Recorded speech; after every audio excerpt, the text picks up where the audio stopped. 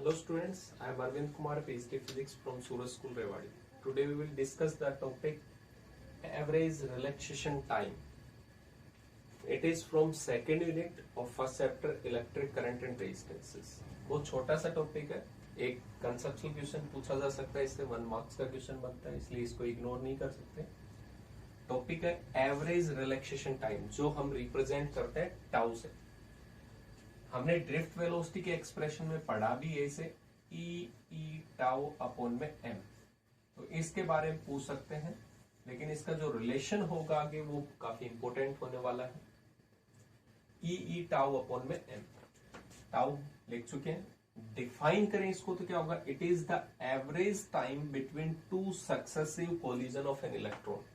Suppose करते हैं यहां पे एक हम वायर कंसिडर कर लें, ये एक वायर है, एक इलेक्ट्रॉन यहां से मूवमेंट कर रहा है, रेंडमली मूव करेंगे पॉजिटिव एंड इलेक्ट्रिक फील्ड के अपोजिट डायरेक्शन में.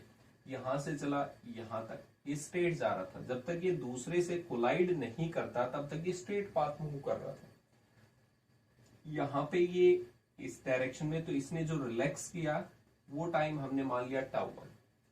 ये इलेक्ट्रॉन यहां से नेक्स्ट कोलिजन तक आ रहा है, यहाँ पे मान लेते हैं 1 माइक्रो सेकेंड का टाइम लगा, यहाँ पे 2 माइक्रो सेकेंड का अलग अलग टाइमिंग हो सकता है. तो यहाँ पे हमने टाइम मान लिया टो 2. तो जो टाइम होगा बिटवीन टू सक्सेसिव कोलिजन, ऐसे सभी अगर सक्सेसिव कोलिजन के बीच का जो टाइम है वो डिफरेंट डिफरेंट होगा, हम उन सभी का एवरेज कैलकुलेट कर लें तो उसे क्या नाम देंगे, एवरेज रिलैक्सेशन टाइम. की कितनी देर तक उस इलेक्ट्रॉन ने रिलैक्स किया बेसिकली. तो इसको कैलकुलेट करें अगर मैथमेटिकल टर्म्स में, तो हम क्या कह सकते हैं, मीन फ्री पाथ. कितना फ्री पाथ उसने ट्रेवल किया, यहां से यहां तक गया फ्री पाथ था, कोलिजन हो गया, उसके बाद में यहां से लेके यहां तक फ्री पाथ था, तो इसका मतलब फ्री कितना पाथ था.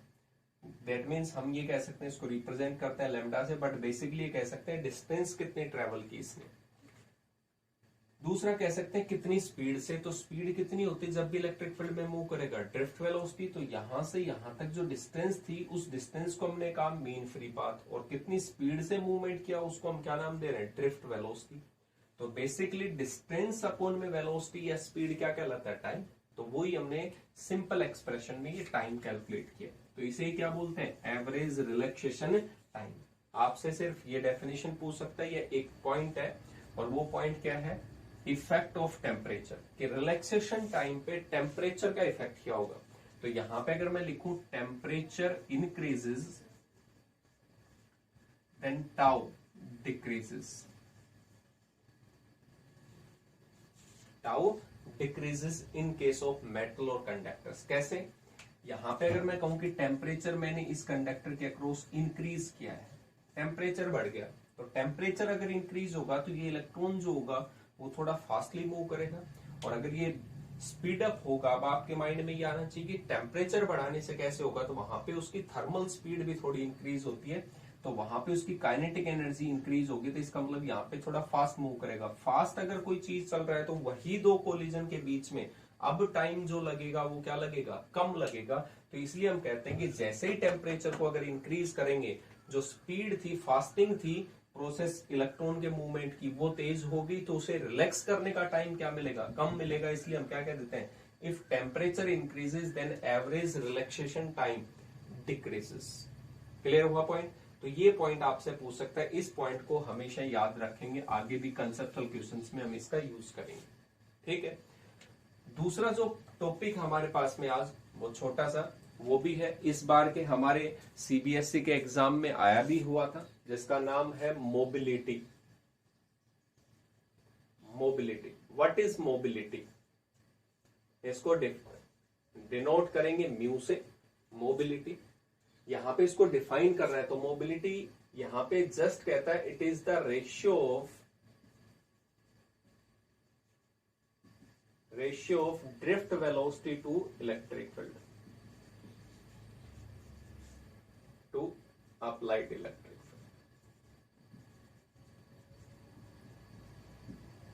कि कितनी ड्रिफ्ट वेलोसिटी थी. सपोज करते हैं इसको डिफाइन कर रहे थे, तो डेफिनेशन के अकॉर्डिंग क्या होगा, ड्रिफ्ट वेलोसिटी वीडी है और इलेक्ट्रिक फील्ड कितनी है, ई.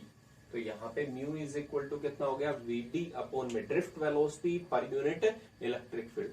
कि यहाँ पे मैं कहूं कि ये कंडक्टर है और इस कंडक्टर में आपने कितनी इलेक्ट्रिक फील्ड अप्लाई की तो इस इलेक्ट्रॉन की ड्रिफ्ट वेलोसिटी कितनी होगी।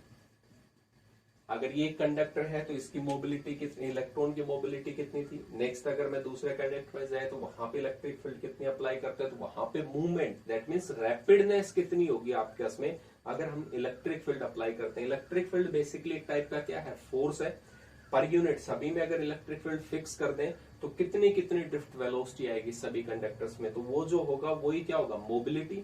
जब हम पोजीशन को चेंज करते हैं वही टर्म्स क्या कहलाती है, मोबिलिटी कहलाती है बेसिकली। तो यहाँ पे भी हम कह रहे हैं कि इलेक्ट्रॉन जब मूवमेंट कर रहा है तो इलेक्ट्रिक फील्ड कितनी अप्लाई करने के बाद में कितनी फास्टली कितनी रैपिडली वो अपनी पोजिशन को चेंज कर रहा है, दैट इज कॉल्ड मोबिलिटी। अब यहाँ पे इसका रिलेशन आया था कि आगे हम कैसे प्रोसीड कर सकते हैं, तो ड्रिफ्ट वेलोसिटी का रिलेशन हम पहले ड्राइव कर चुके हैं। तो मोबिलिटी में अगर पुट करें इसे, आपको कह सकता है what is the relation between average relaxation time and mobility. तो आप क्या लिखेंगे वहां पे, ड्रिफ्ट वेलोसिटी, और ड्रिफ्ट वेलोसिटी का एक्सप्रेशन हमें पता है ई टाउ अपॉन में, और ये इलेक्ट्रिक फील्ड था, ये भी इलेक्ट्रिक फील्ड है सेम, तो electric field to electric field cancel out, तो यहाँ पे एक्सप्रेशन क्या होगा, ई टाउ अपॉन में एम। अब ये हो सकता है कि कोई भी कंडक्टर जो था, कंडक्टर के अंदर रिलैक्सेशन टाइम, टेम्परेचर इंक्रीज करेंगे तो टाउ डिक्रीज, तो मोबिलिटी भी क्या होगी, डिक्रीज होगी इन केस ऑफ कंडक्टर्स। तो यहाँ पे कंडक्टर के बारे में था, क्लियर हुआ पॉइंट। तो यहाँ पे ये रिलेशन है between relaxation time and mobility. Next point हमसे पूछ सकता है इसकी यूनिट, तो यूनिट भी हम डिस्कस कर लेते हैं इसकी मोबिलिटी की, 1 मार्क्स में काफी बार पूछा जाता है। ड्रिफ्ट वेलोसिटी की क्या होती है, वेलोसिटी एजेस, तो क्या होता है मीटर पर सेकेंड, और यहाँ पे इलेक्ट्रिक फील्ड हम पढ़ चुके हैं, 2 यूनिट होती है, वोल्ट पर मीटर भी होता है और दूसरा न्यूटन पर कुलाम भी होता है। तो यहाँ पे हम न्यूटन पर कुलाम अगर लिखते हैं तो कुलाम ये ऊपर चला जाएगा, मीटर कुलाम पर न्यूटन सेकेंड, ये यूनिट भी होती है। और दूसरी अगर हम लिखना चाहें तो मीटर पर सेकेंड, और इलेक्ट्रिक फील्ड की एक और होती है वोल्ट पर मीटर, तो मीटर ऊपर चला जाएगा तो कितना हो जाएगा, मीटर स्क्वायर वोल्ट सेकेंड, ये भी यूनिट है इसकी। बाकी डायमेंशन फॉर्मूला भी आपको पता है, ड्रिफ्ट वेलोसिटी, वेलोसिटी का डायमेंशन फॉर्मूला पता है, इलेक्ट्रिक फील्ड का भी हम डिस्कस कर चुके हैं पहले। तो अगर दोनों को डिवाइड कर देते हैं तो जो डायमेंशन फॉर्मूला आएगा that will be the mobility. Mobility एक स्केलर क्वांटिटी है, यहाँ पे सिर्फ ये हमें क्या बता, रेशियो बता रहे ड्रिफ्ट वेलोसिटी टू अप्लाइड, कितना रैपिडनेस है, रैपिडनेस में डायरेक्शन नहीं देखी जाती, इसका मतलब ये एक ऐसी क्वांटिटी है, स्केलर क्वांटिटी है। तो ये 2 छोटे से टॉपिक थे, बट 1 मार्क्स के क्वेश्चंस काफी इंटरेस्टिंग पूछे जाते हैं, कई कंसेप्चुअल क्वेश्चंस भी इन पर डिपेंड होते हैं, तो दोनों को एक बार अच्छे से रिवाइज करेंगे।